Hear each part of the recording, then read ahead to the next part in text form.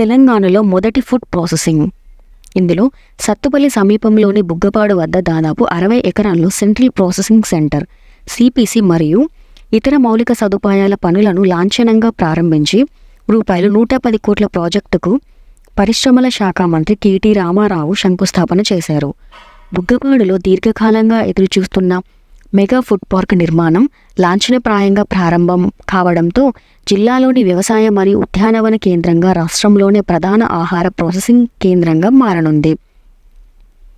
Food processing యూనిట్ల cluster స్థాపనను సులభతరం చేయడానికి, వ్యవసాయం నుండి మార్కెట్కు సమర్థవంతమైన సరఫరా గొలుసును అభివృద్ధి చేయడానికి, రైతు ఆదాయానికి అనుబంధంగా మరియు ఫుడ్ ప్రాసెసింగ్ పరిశ్రమలో జిల్లా వృద్ధికి అపారమైన సామర్థ్యాన్ని ఉపయోగించుకోవడానికి ఈ చర్య ఉద్దేశించబడింది. దీనికి సంబంధించిన అదనపు సమాచారం. సెప్టెంబర్ 6, 2019న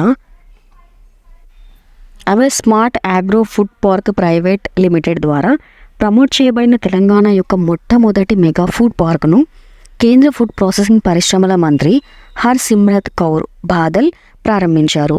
లిమిటెడ్ నిజామాబాద్ జిల్లా నందిపేట మండలం లక్కంపల్లి గ్రామంలో. ఇది 78 ఎకరాల స్థలంలో ఉంది. దీని ద్వారా 50,000 మంది యువతకు ప్రత్యక్షంగా పరోక్షంగా ఉపాధి లభిస్తుందని, 1,00,000 మంది రైతులకు లబ్ధి చేకూరుతుందని అంచనా. పార్కులో 22 ఫుడ్ ప్రాసెసింగ్ యూనిట్ల స్థాపనతో ఇది దాదాపు 250 కోట్ల అదనపు పెట్టుబడిని సృష్టిస్తుంది. దీని ఫలితంగా దాదాపు 14,000 కోట్ల టర్నోవర్ జరుగుతుంది.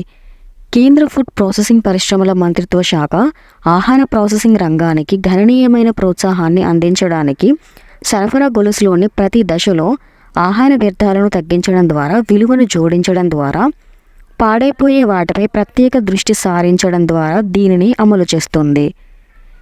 ఈ పథకం యొక్క ప్రాజెక్టులు ఫుడ్ ప్రాసెసింగ్ మంత్రిత్వ శాఖ యొక్క సమగ్ర ప్రధాన పథకం ప్రధాన్ మంత్రి కిసాన్ సంపద యోజనలో విలీనం చేయబడ్డాయి.